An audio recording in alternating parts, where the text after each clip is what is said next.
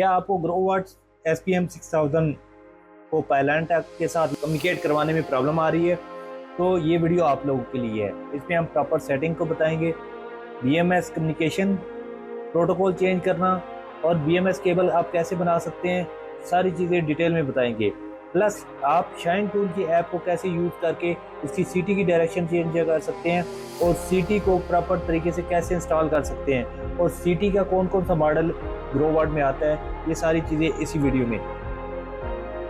Video थोड़ी सी लंबी हो सकती है, लेकिन आप इसको कंप्लीट देखेंगे तो आपको समझ आएगी कि प्रॉपर तरीके से केबल को कैसे इंस्टॉल किया जाता है या ग्रोवर्ट को पायलैंटैक बैटरी के साथ कैसे इंस्टॉल किया जाए।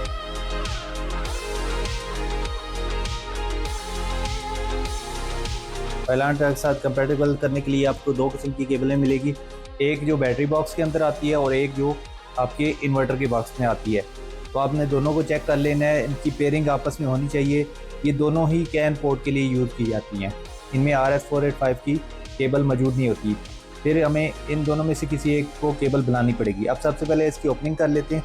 बैटरी वायर्स हैं, सॉरी, ये बैटरी वायर्स को हम इसके साथ कनेक्ट करके आपको प्रॉपर BMS कम्युनिकेशन करने का तरीका बताएंगे आज की वीडियो में। तो सबसे पहले हम इसको ओपन कर लेंगे। अब इसको हम ओपन कर लेते हैं। तो सबसे पहले ये देखिए, ये बैटरी पॉजिटिव टर्मिनल है, ये नेगेटिव टर्मिनल है, ठीक है। ये इसके PV के कनेक्शंस है। यहाँ पर आप देखें तो ये DRM की पोर्ट है, ये BMS की पोर्ट है, ये कॉम पोर्ट है और ये पैरेलल किट की पोर्ट्स हैं दो। तो ये इसको ध्यान में रखते हुए ये स्मार्ट लोड है, ये आउटपुट है और साथ में इनपुट है। ये आपने ध्यान से ये कनेक्शन वगैरह कर लेने हैं सारी चीज़ें। अभी हम सिर्फ बैटरी टेस्ट कर रहे हैं, तो आपकी बैटरी की कम्युनिकेशन पोर्ट कहाँ से इंस्टॉल करनी है और बैटरी वायर्स कहाँ पे करनी है और इसकी सेटिंग कौन सी करनी है, उसका तरीका आपको बताएंगे। बॉक्स ओपन कर लेते हैं।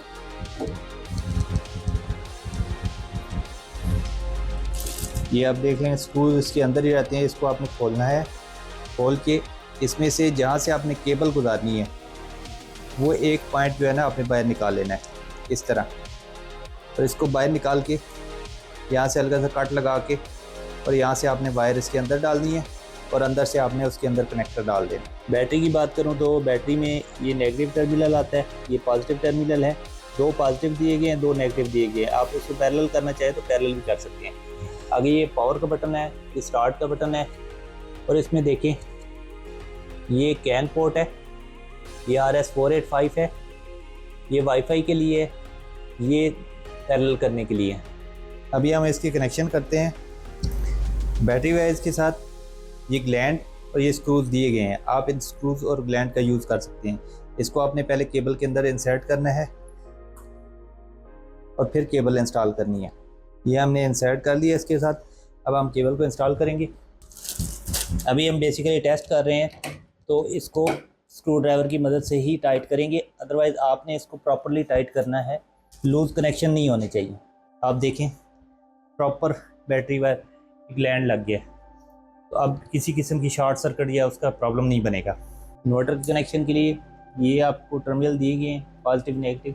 ये ग्लैंड आपने ओपन करना है, तो इसके अंदर से ये रबड़ निकाल लेनी है आपने और इसको प्रॉपर इसके साथ इंसर्ट करके आपने इसके अंदर डाल देना है।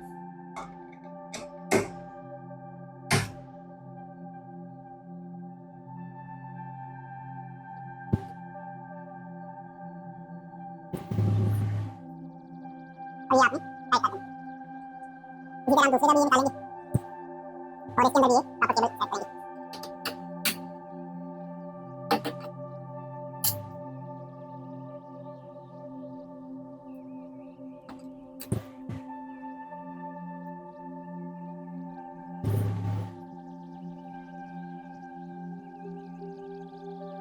बैटरी के कनेक्शन हमारे कंप्लीट हो चुके हैं। अब हमारी बारी है केबल की। तो केबल के लिए दो पॉइंट्स आपको बताता चलूँ।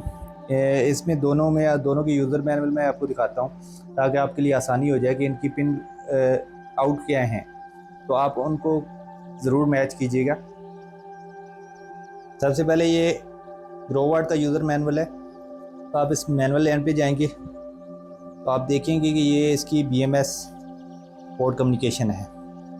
तो पिन 1 पे RS485B और पिन 2 पे A, और 4-5 पे कैन पोर्ट है, ठीक है।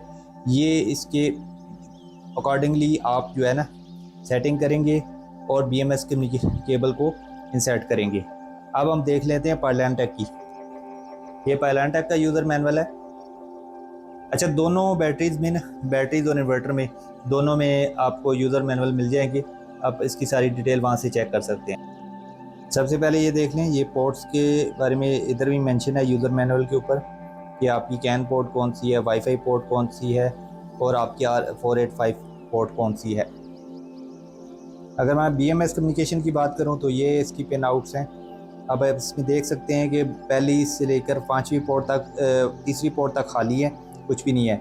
चौथी और 5वीं पे कैन पोर्ट है और 7 और 8 पे जो है ना इसकी RS485 है।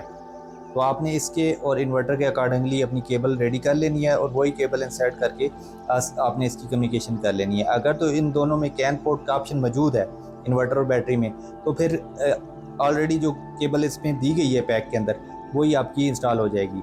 अगर वो ऑप्शन नहीं है आपके इन्वर्टर में तो फिर देन आपने दूसरी केबल बना के लगानी पड़ेगी। अभी हम केबल इंसर्ट करेंगे। सबसे पहले आपने ग्लैंड में से केबल गुजार लेनी है।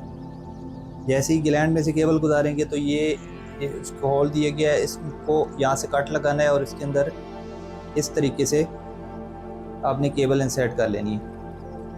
इंसर्ट करके फिर ये कॉम पोर्ट का जो जैक कनेक्टर है इसके अंदर इस ग्लैंड को फंसा देना है। इस तरीके से जब आप प्रेस कर लेंगे तो ये केबल अंदर से इंसर्ट हो जाएगी। फिर इसमें कोई चीज़ अंदर नहीं जा सकेगी, ना पानी वगैरह, ना कुछ चिपकली वगैरह, कोई भी चीज़ अंदर नहीं जा सकेगी। फिर ये केबल आपने इंसर्ट कर लेनी है और ये स्क्रूज वगैरह टाइट कर लेनी और इस केबल को आपने आगे करके इसको स्क्रू टाइट कर लेने। पोर्ट्स का मैंने आपको पहले भी बताया था, ये फर्स्ट वाली छोड़ के सेकंड वाली पोर्ट जो है ना ये आपकी BMS की पोर्ट है। तो आपने सेकंड पोर्ट में BMS केबल इंसर्ट कर देनी है। सेकंड पोर्ट में आप BMS इंसर्ट करेंगे, आपके कनेक्शन प्रॉपर्ली होने चाहिए। अब हम सिस्टम को ऑन करेंगे। ऑन करके इसकी प्रॉपर आपको सेटिंग बताएंगे कि आपने सेटिंग किस तरह करनी है, पायलैंटेक को किस तरह इसके साथ अटैच करना है। इसके लिए सबसे पहले हम बैटरी को ऑन करेंगे। बैटरी को ऑन करने के लिए पावर बटन को आप प्रेस करेंगे और फिर स्टार्ट प्रेस करेंगे तो आपकी बैटरी ऑन होना शुरू हो जाएगी। उसके बाद आपने इन्वर्टर को ऑन करना है। इन्वर्टर को ऑन करने के लिए इन्वर्टर की साइड पे पावर ऑन और ऑन का बटन दिया गया है। तो आप हमारा इन्वर्टर ऑन हो रहा है। अभी ये सिर्फ बैटरी मोड पे है तो सबसे पहले इसकी सेटिंग करनी होगी। प्रॉपर सेटिंग में जाएंगे। सेटिंग में ये 9 सेटिंग आपको मिलती हैं। सबसे पहले बेसिक सेटिंग है। बेसिक सेटिंग में आपने टाइम और डेट और ये सारी चीज़ें सेट कर लेनी है। आपका टाइम और डेट करेक्ट होना चाहिए, तभी आपका इन्वर्टर सही परफॉर्म करेगा। और इसको बैक कर देना है, ये आपका सेव हो जाएगा। ठीक है। ऑपरेशन मोड सेल्फ कंजर्वेशन करना है, ऑन ग्रिड करना है, ये आप अपने हिसाब से सेट कर सकते हैं कि आपने ऑन ग्रिड मोड पे चलाना है या इसको सिर्फ घर के लिए यूज़ करना है। घर के लिए यूज़ करना है तो एक्सपोर्ट टू बैकअप करेंगे आप और इसकी PV ऑफ कर देंगे। ये आप सेट कर सकते हैं। सेकंड टाइम ऑफ यूज़ है, आप इसको भी सेलेक्ट कर सकते हैं किस टाइम में कितना टाइम तक यूज़ हो, तो ये आप यहाँ से चेंज कर सकते हैं। फिर आपकी बैटरी सेटिंग। अब बैटरी सेटिंग में सबसे पहले हमने लिथियम सेलेक्ट करना है और हमने इसके एम्पेयर्स बताने हैं, कितने एम्पेयर की हमारी बैटरी है। तो 100 एम्पेयर की हमारी बैटरी है तो हम यहाँ पर मेंशन कर देंगे। मैक्सिमम चार्ज डिस्चार्ज, ठीक है, आपने मैक्सिमम चार्ज हम 50 एम्पेयर रखना चाह रहे हैं, आप अपनी बैटरी के मुताबिक रख सकते हैं। डिस्चार्ज जो है ना हम इसका 90% रखेंगे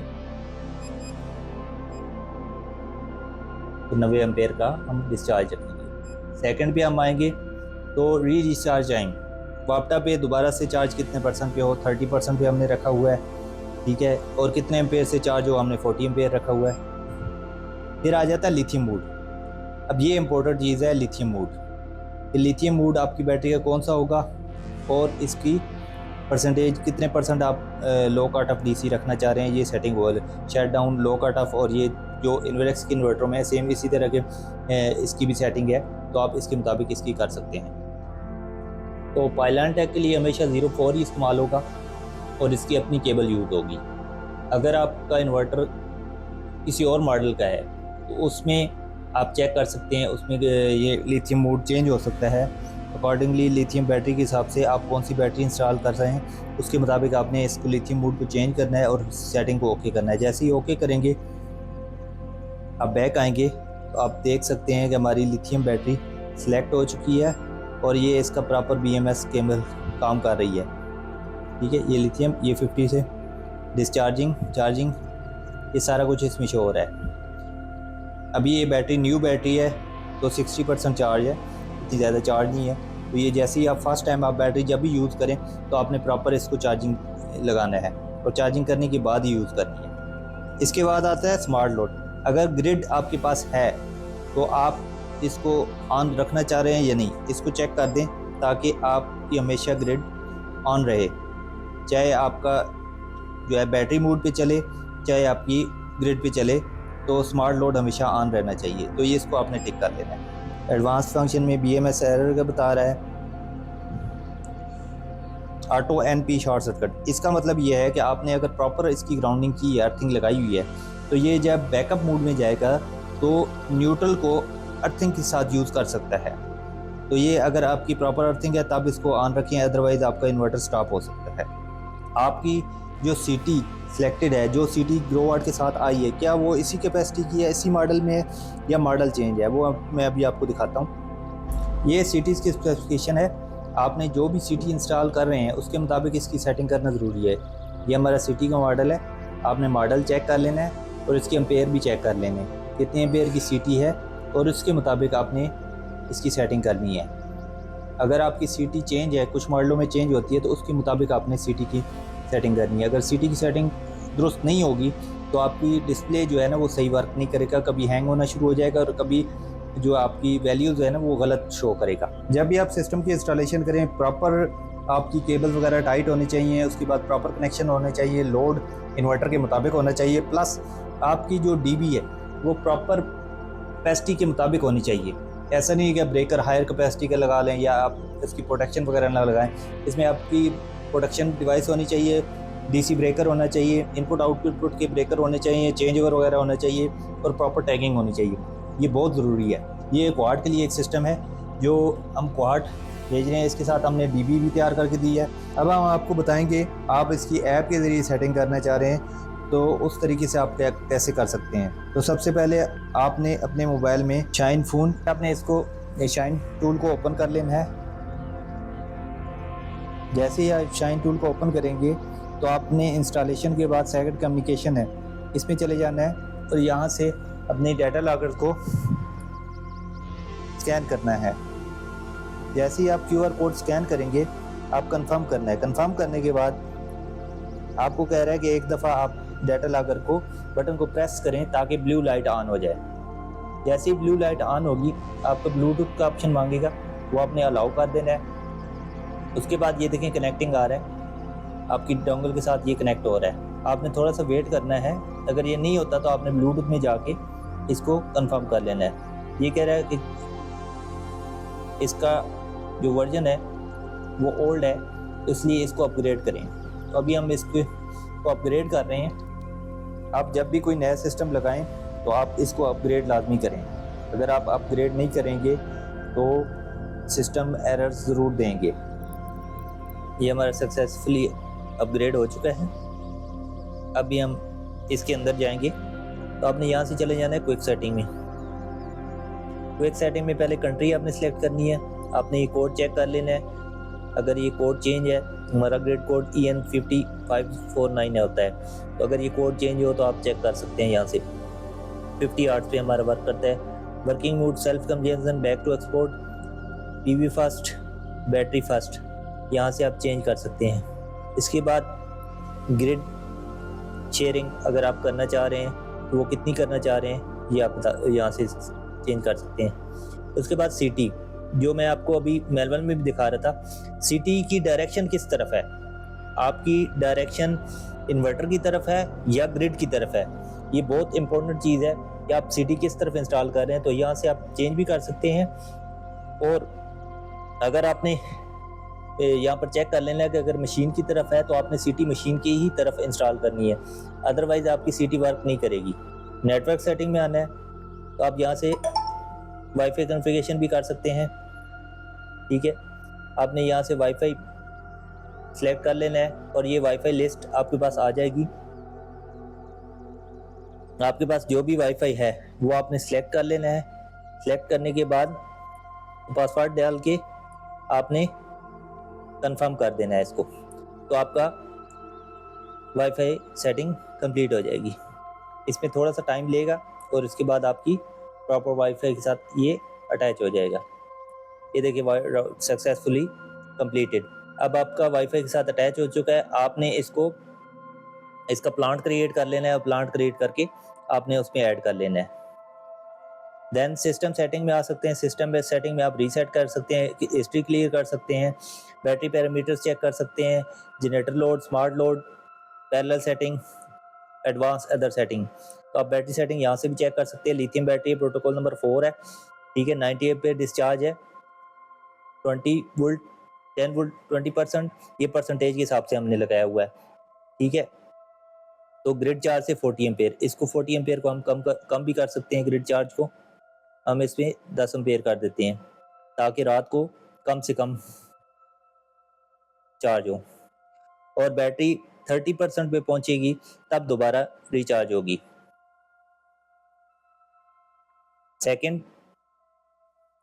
स्मार्ट लोड की ऑप्शन आ जाती है। स्मार्ट लोड आप कितने परसेंट से कितने परसेंट यूज़ करना चाह रहे हैं, तो आप इसकी भी सेटिंग कर सकते हैं यहाँ से। ये कुछ सेटिंग थी, बाकी आप अपनी मर्ज़ी से अपने सिस्टम के मुताबिक इसकी सेटिंग करवा सकते हैं जैसे आप अपनी सेटिंग रखना चाह रहे हैं। मज़ीद ऐसी वीडियोज़ के लिए टेक्निकल अपडेटेड पॉइंट को सब्सक्राइब करें। अल्लाह हाफिज़।